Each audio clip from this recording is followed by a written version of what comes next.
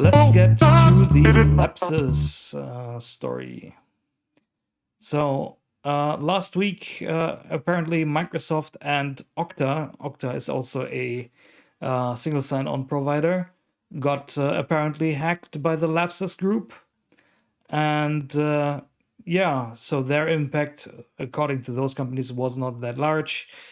Yeah, I heard media sources say that the impact might have been bigger than they are letting on. But yeah, but the good news is that due to the very high activity of that group in the past few weeks, they actually got found out by security researchers and they were tracked back to England. So apparently the Lapsus group consists of English young men in the age group of 16 to 21. And yeah, the articles on that I'm showing right now are also on Engadget.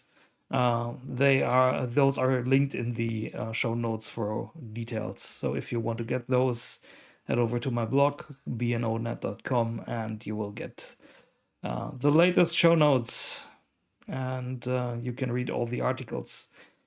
And yeah, this security researcher endeavor led actually to arrests by the London police, and apparently the suspects have already been released, but the head of the group seems to be a 16-year-old who already is basically, due to all the ransom that they collected, a Bitcoin millionaire. So yeah.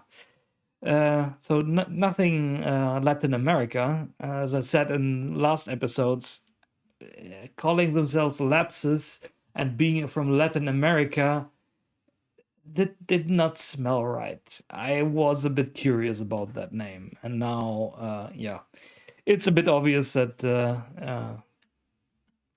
this connection was basically false. So nothing to do with South America.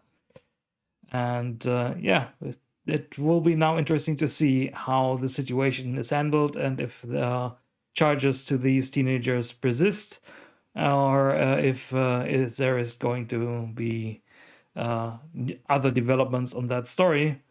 But if a few teenagers can do that, I don't want to know what actually state actors are doing behind the scenes without large corporations knowing. Tying back to the whole Russia-China situation right now. It's yeah, it's interesting to see how vulnerable actually the big corporations are, and yeah, a story that we definitely will be following in future episodes.